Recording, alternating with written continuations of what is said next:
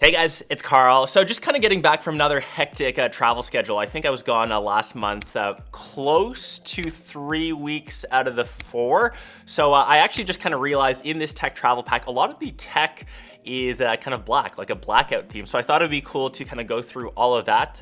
Black, just like the color, like my soul, it's my favorite color. It also just keeps all the stuff a bit cleaner because when you're traveling, stuff gets a bit dinged up, a bit dirty. Black helps hide those blemishes. So we'll start off first with the pack, which I've just got off camera here. So I think you guys know DB Journey, previously called douchebags. They're my favorite packs to kind of grab. This one is their 26 liter Ramverk Pro, and the reason why I go for this over the 21 is because I rock a 16-inch MacBook Pro, which we'll get to. That's actually the perfect size for it to fit in this laptop sleeve. I find that the 21 liter is just a bit too on the small side, so I think this one is still perfect, still nice and compact, that lets you haul around your gear. It isn't too big, it isn't too heavy, and of course it's got that iconic DB look to it. On the inside compartment, you can actually see I've got a couple masks as I still wear those when I fly on the inside, and you have one large compartment to hold most of your gear. So typically I've got my camera in here. You do have some nice compartment slots up top to hold just little things like passports, anything that I just have free floating in the bag. And overall, it's just a solid pack. What I really like about it, it has that nice nylon finish on the outside, so you can easily just wipe this off. And like I mentioned, the 26 liter perfectly slots in a 16-inch MacBook Pro, and I think I've mentioned which model that I've been using, and I actually just switched to this month because my M1 Max 16-inch MacBook Pro, which is actually right behind me, had so many old projects I was trying to finish off. Those are finally done, and I have finally made the switch to my M2 Max. So this is one of the highest specs. It's got 96 gigs of RAM, and obviously to fit into the blackout theme, I've just got a the brand skin on the top in the black carbon. It just keeps the laptop nice and safe. Like I said, when you're traveling, when you're on the go, you just kind of throw this into your bag. You never know if there might be something that might scratch against it. As you can see, my nails actually just did a bit of a number on that carbon fiber.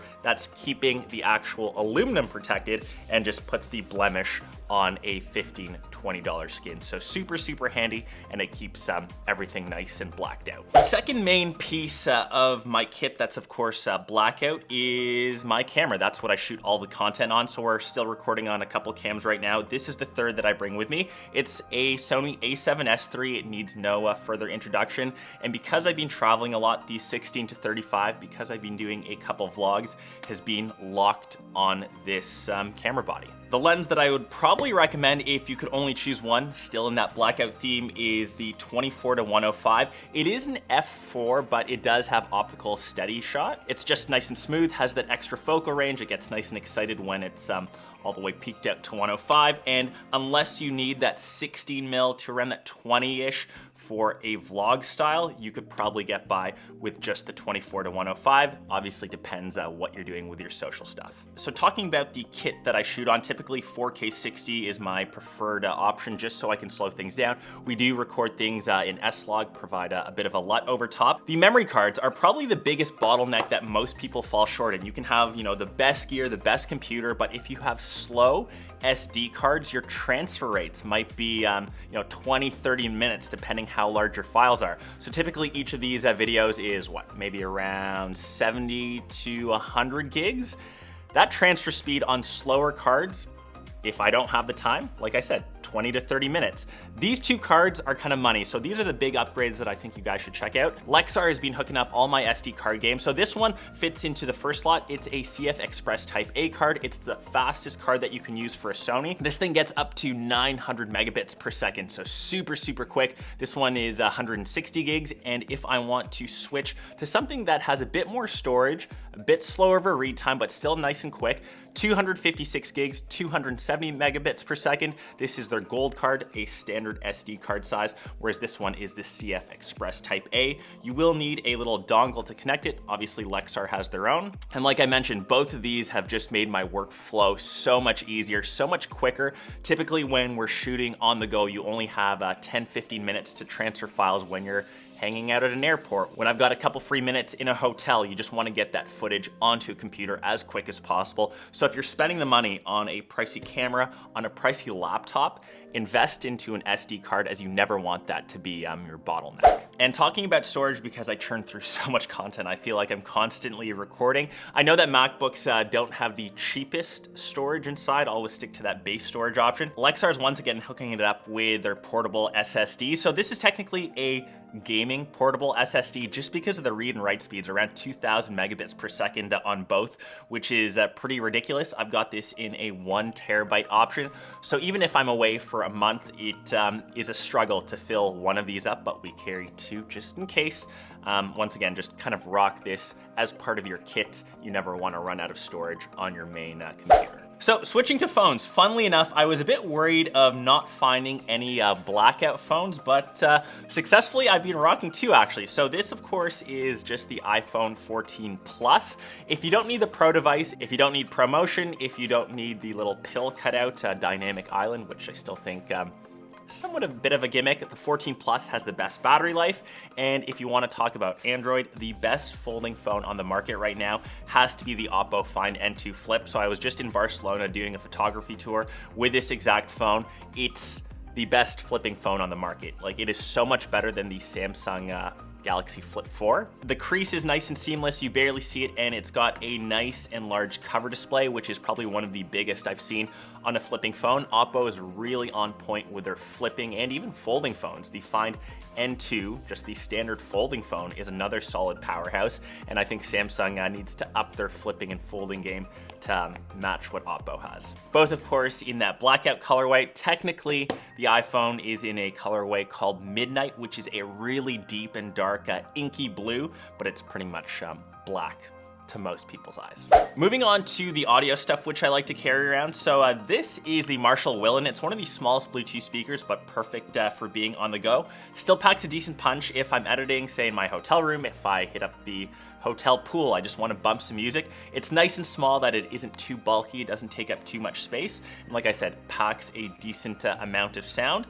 And of course, to my in-ear headphones, these are the Marshall Motifs. They're essentially AirPod Pros, but with a Marshall form factor. They've got a really nice design, and they've got these really handy neural tips, which make it easier to grab. They fit perfectly into the ear. They're active noise canceling, and they come in this nice little case, both once again by Marshall. I was just with them in South by Southwest, so shoutouts to them. On to some pretty key accessories. Once again, all seem to be in that blackout theme, so I'll go from right to left here. So obviously, I'm using the Logitech MX Master 3S, made specifically for Mac. This does come in 3 colorways. Obviously, you got to get the blackout one. It's the most comfortable mouse that you can get. I know that they are releasing the MX Master 4 this year, so Logitech, I will keep my eye out. This is still the best mouse that you can get for $100. If you're on the go all the time, check out a little Belkin portable battery pack. I like it because it has the 2 little power cords built in. You never need to worry about carrying extra cords. So it does have one for iOS, of course that's Lightning, and USB-C on the other side. It's got 10,000 milliamps of juice, so you can charge a phone, a smaller device a couple times, or even if your camera is running low on battery, you can still juice it up to get through a day's shoot. Moving on to the Manfrotto mini tripod. Once again, a staple in all of my tech stuff. It's just great that you can use this as a little mini tripod for a camera. For a phone, it's in blackout, it's $25. And a pen, which I kind of saw, which is funny. I love stationery. This one I actually got from a Samsung Galaxy event like 4 or 5 years ago, and I'm not too familiar with this brand, L-A-M-Y, Lamy. A lot of you messaged me when I first got this pen. It's a pretty popular stationary brand. I actually saw them in the Frankfurt and Munich airport, made in Germany. It's a solid quality pen, and if you're into your stationary game, this one's probably limited edition as it has Galaxy on the pen. So all of those accessories, once again, are kind of floating around free in my pack, and I wanted something to keep them a bit more organized. Once again, DB is kind of coming to the rescue. This is made for that. It's called the Tech Travel Organizer. This thing fits all of those accessories into it, so they're not floating around in my larger said pack. It's got these great little zippers, so smaller things like pens, the SD cards can fit in, and also the battery packs can just kind of slot in as well. It can keep my mini tripod, it can keep phones, it can keep speakers, everything nice and compact into one little kit. It's got this nice little handle that you can also carry, and with all DV stuff, it has this nice locking system, so you can choose to lock this to the outside of your pack, or you can do what I do and just keep it inside the Ramberg. And you still have more than enough room to still throw in your camera or any other gear. And if you want to keep things ultra light, say for the day, you can actually leave the backpack at home and just carry around some of your essentials with this on a day shoot. So super, super dope. The last Blackout thing that I was actually using is this guy, once again, in a black water bottle. It seems like I have all my stuff in black. This is the Lark water bottle, and what makes this cool, it has this little built-in filter to the top of the cap here. It's UV based, so it just makes your water obviously a bit safer to drink. Most countries that I travel to, you can obviously still drink their tap water, but if I just want to keep it super safe, just kind of screw this guy on when I get to the place, and the next day I've got nice and filtered water, and of course it's in a Blackout colorway. So hope you guys enjoyed this episode of the Blackout or Midnight theme. I will leave all stuff listed down below. I'll try to give one of the items away. I know that I've got a couple extra Marshall speakers, so just make sure you're subbed to the channel. Leave that one comment down below. Don't fall for any of the YouTube spam, and hope you guys enjoyed my Blackout series. Maybe I'll try to create like an orange series next, because I think you all know that I'm a big fan of orange, but this was Blackout. I'll catch the rest of you in one of my next episodes. Peace.